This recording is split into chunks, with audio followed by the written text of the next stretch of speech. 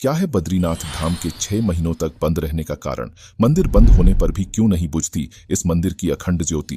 क्यों इस मंदिर में रावल बनने का अधिकार सिर्फ केरल के नंबूदरी ब्राह्मण को ही है?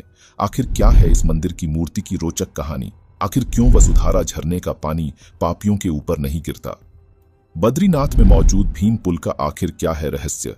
आखिर क्या है तप्त कुंड का रहस्य जिसके पानी का तापमान हमेशा 54 डिग्री रहता है? आखिर क्यों हो जाएगा बद्रीनाथ धाम जल्द ही विलुप्त? आखिर क्यों जोशीमठ में मौजूद भगवान नरसिंह की मूर्ति का हाथ हर साल पतला होता जा रहा है, जो अब सिर्फ सुई के जितना ही बचा है? आखिर यह हाथ मूर्ति से अलग हो जाने पर क्या होगा? आखिर कलयुग के अंत का बद्रीनाथ धाम के साथ क्या कनेक्शन है? दोस्तों, देवभूमि के नाम से मशहूर उत्तराखंड अपनी खूबसूरती के लिए जाना जाता है। इस पूरे राज्य में कई हिंदू मंदिर और तीर्थ स्थल हैं। यहाँ सालों भर पर्यटक घूमने आते हैं। उत्तराखंड की हर दूसरी जगह देखने लायक है। अपनी संस्कृति, सभ्यता और खूबसूरत पहाड़ों की वजह से यह पर्यटकों के लिए एक आकर्षण का केंद्र भी माना जाता है।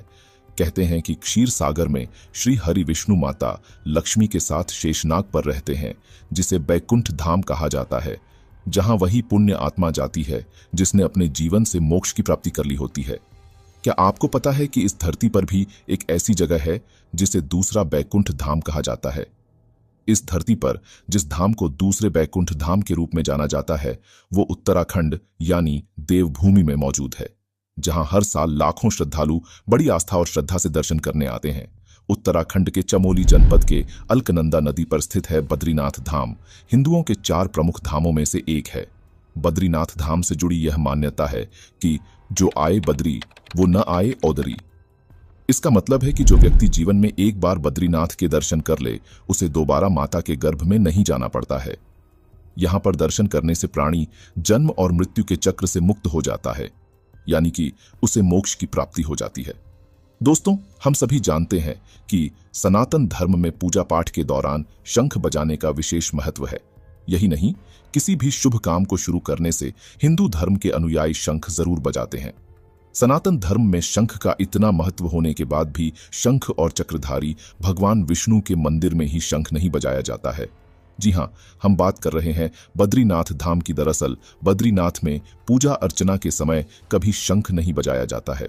अब ऐसे में सवाल यह उठता है कि आखिर ऐसी कौन सी वजह है जिसके चलते बद्रीनाथ में शंख नहीं बजाया जाता है? तो दोस्तों, इसका जवाब आपको आज के इस वीडियो में मिलने वाला है। साथ ही आज हम आपको बद्रीनाथ धाम के कुछ ऐसे रहस्यों से रूबरू करवाएंगे जिनके बारे में आपने आज से पहले कभी नहीं सुना होगा। तो चलिए करते हैं वीडियो की शुरुआत।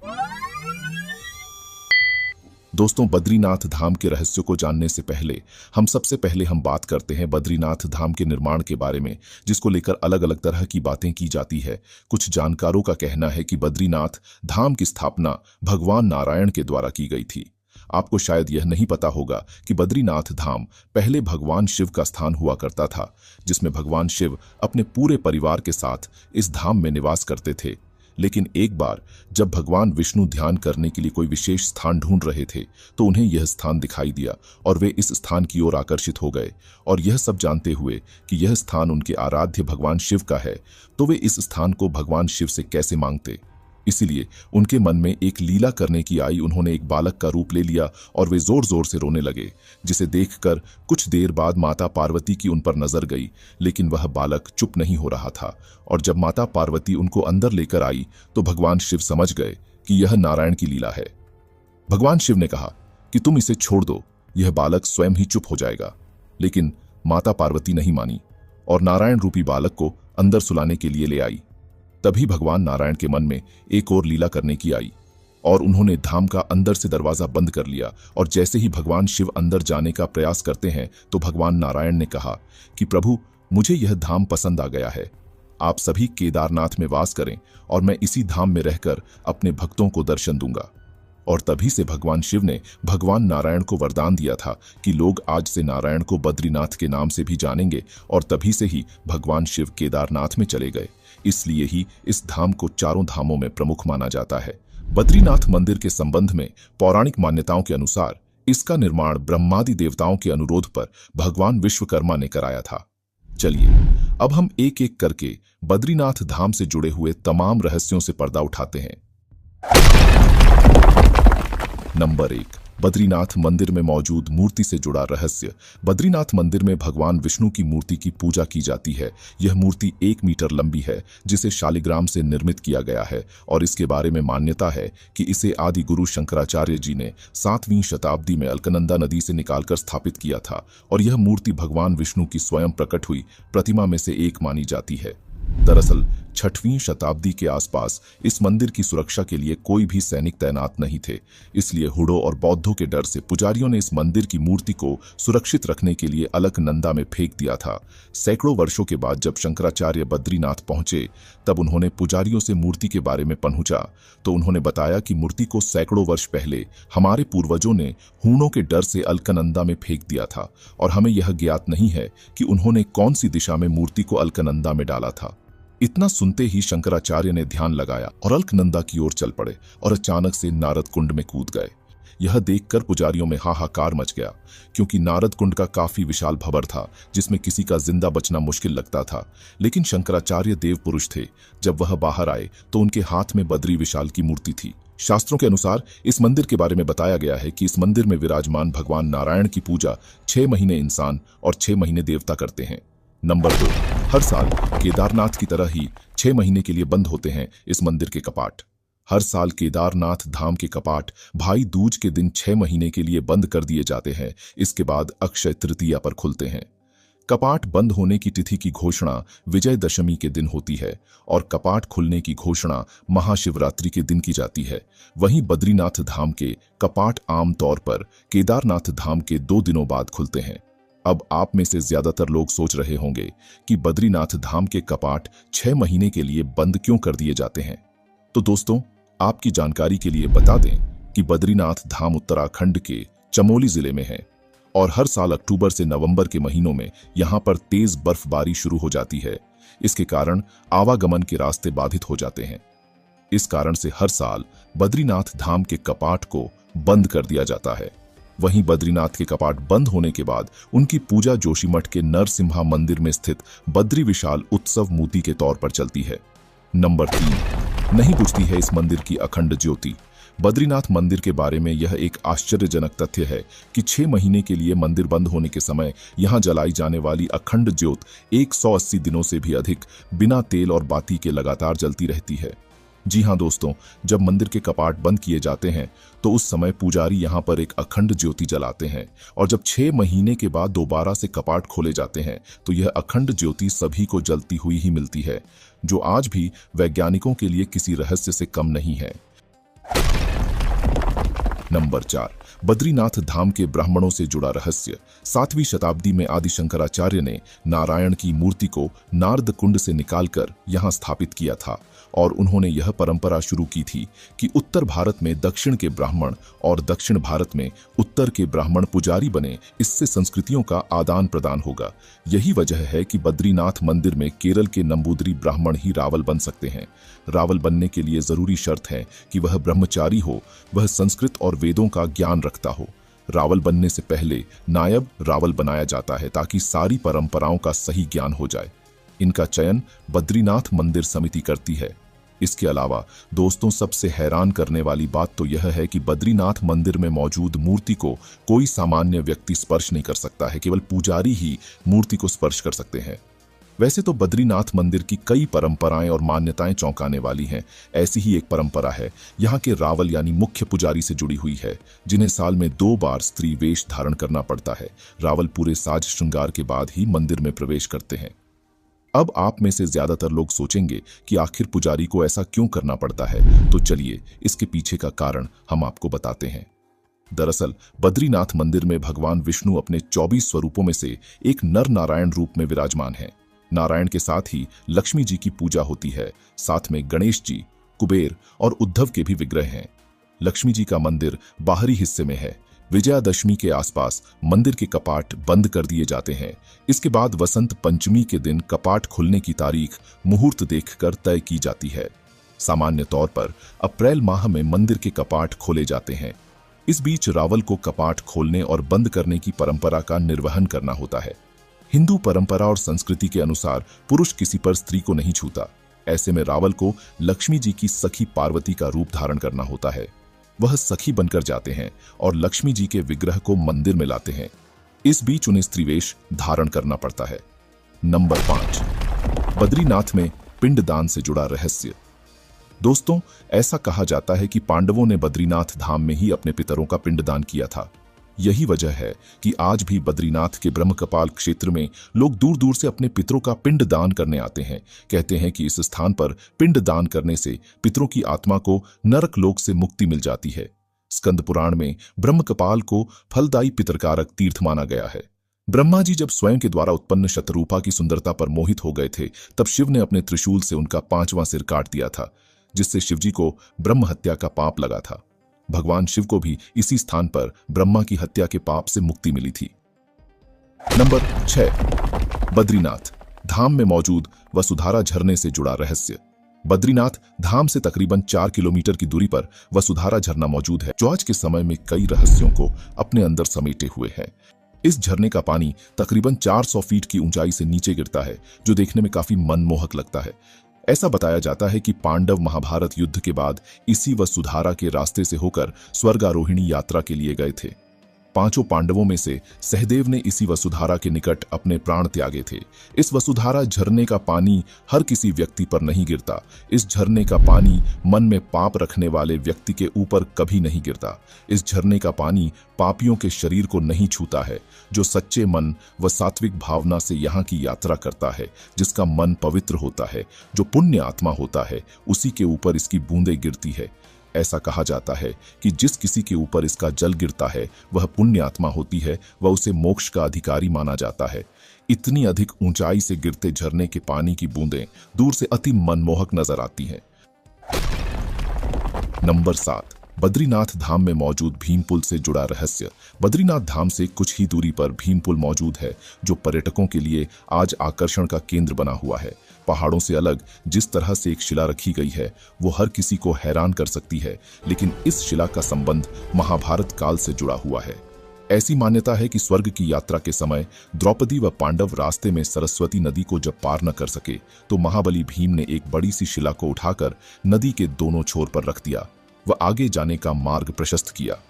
तभी से इस पुल को भीम पुल के नाम से जाना जाने लगा।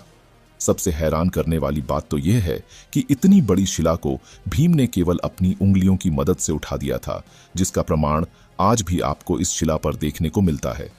भीम पुल के पत्थर में 5 अंगुलियों के निशान आज भी देखने को मिलते हैं। भीम पुल भारी शिला से निर्मित ऐसा सुरक्षित पुल है जो आज भी सैकड़ों लोगों की आवाजाही का साधन है। नंबर 8, बद्रीनाथ धाम के प्रसाद से जुड़ा रहस्य।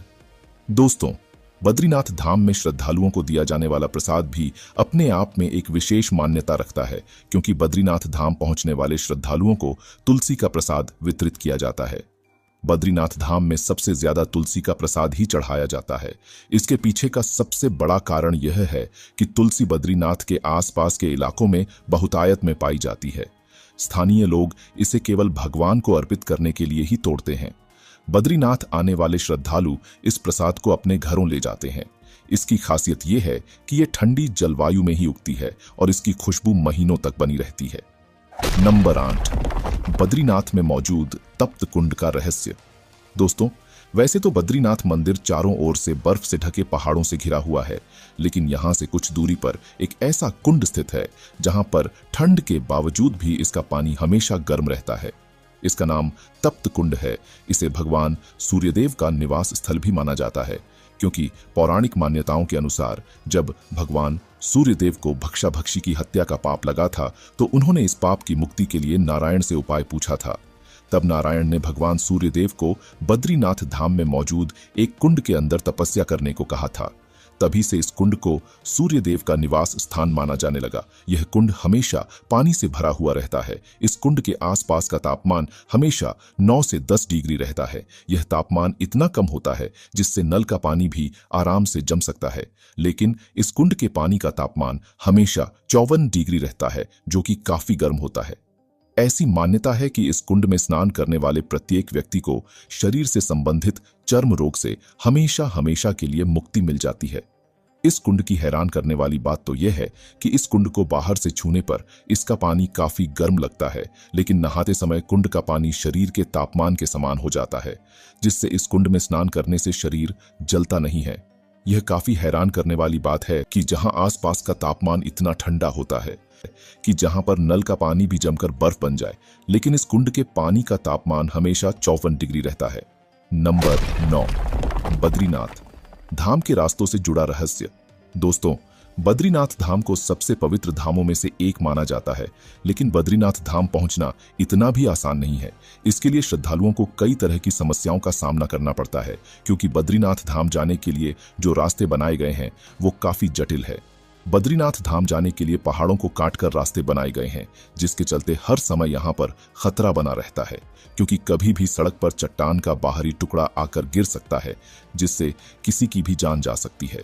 लेकिन जो श्रद्धालु सच्ची श्रद्धा के साथ बद्रीनाथ धाम की यात्रा पर जाता है, उसको किसी भी तरह की हानि नहीं पहुंचती है। वही जो लोग कपट्टी मन से बद्रीनाथ धाम पहुंचते हैं, उनके साथ अक्सर इस तरह की घटनाएं देखने को मिल जाती हैं।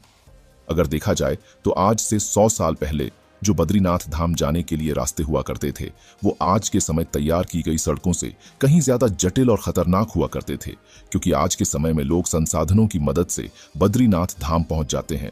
लेकिन तकरीबन 100 साल पहले तक किसी भी तरह के संसाधन के आवागमन का रास्ता नहीं हुआ करता था और लोग पैदल ही यात्रा पूर्ण कर सकते थे, जिसके चलते उन्हें कई महीनों की यात्रा करने के बाद बद्रीनाथ धाम के दर्शन हुआ करते थे।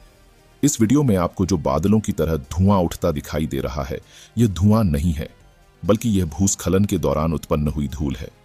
आइए दोस्तों, हम बद्रीनाथ धाम के मार्ग में होने वाले कुछ लैंडस्लाइड के दृश्यों को आपको दिखाते हैं।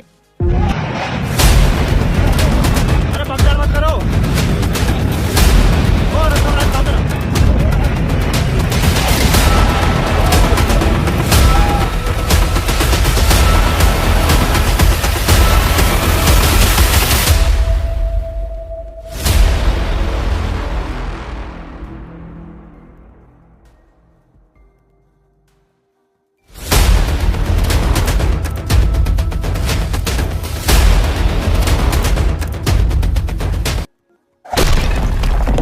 नंबर 10, बद्रीनाथ धाम में शंख क्यों नहीं बजाया जाता? मान्यता के मुताबिक मंदिर के प्रांगण में तुलसी भवन नाम की जगह पर एक बार लक्ष्मी जी ध्यान मुद्रा में बैठी थीं। उस समय भगवान विष्णु ने शंखचूर्ण नाम के दैत्य का वध किया था। भगवान विष्णु नहीं चाहते थे कि उनकी ध्यान साधना में कोई विघ्न आए, इसलिए उन्होंने शंख नहीं बजाया। तभी से बद्रीनाथ धाम में शंखनाद नहीं किए जाने की परंपरा की शुरुआत हो गई। नंबर 11, बद्रीनाथ धाम हो जाएगा विलुप्त। दोस्तों, जोशीमठ में भगवान नरसिंह का मंदिर है, जिसका बद्रीनाथ से खास जुड़ाव माना जाता है। मान्यता के अनुसार जिस शालिग्राम पत्थर में शंकराचार्य नारायण की पूजा किया करते थे, उसी पत्थर में भगवान नरसिंह की मूर्ति उभर आई थी। नारायण ने उन्हें नरसिंह के शांत रूप का दर्शन दिया था। कहा जाता है कि जोशी मठ में स्थित भगवान नरसिंह की मूर्ति का एक हाथ हर साल पतला होता जा रहा है और अभी भगवान का वह हाथ सुई की गोलाई के बराबर रह गया है। जिस दिन यह हाथ अलग हो जाएगा, उस दिन नर और नारायण पर्वत आपस में मिल जाएंगे और बद्रीनाथ जाने का रास्ता बंद हो जाएगा। मान्यताओं की माने तो कहा जाता है कि भविष्य में बद्रीनाथ मंदिर विलुप्त हो जाएगा। तो दोस्तों, यह थे बद्रीनाथ धाम से जुड़े हुए कुछ अनोखे रहस्य, जिनके बारे में आज हमने इस वीडियो के अंदर बात की। उम्मीद करते हैं आपको हमारा आज का ये वीडियो पसंद आया होगा। अगर आप लोग इसी तरह के इंटरेस्टिंग वीडियो का लुत्फ उठाना चाहते हैं तो सबसे पहले इस वीडियो को लाइक करके चैनल को सब्सक्राइब जरूर कर दें और बेल आइकन दबाना ना भूलें, ताकि आपको लेटेस्ट वीडियो का नोटिफिकेशन मिल सके। दोस्तों, बाबा बद्रीनाथ के चमत्कारों को अपने दोस्तों तक पहुंचाने के लिए इस वीडियो को शेयर करना बिल्कुल भी ना भूलें। अंत तक हमारे साथ बने रहने के लिए धन्यवाद। हम जल्द ही मिलेंगे अगले वीडियो में। जय बाबा बद्रीनाथ।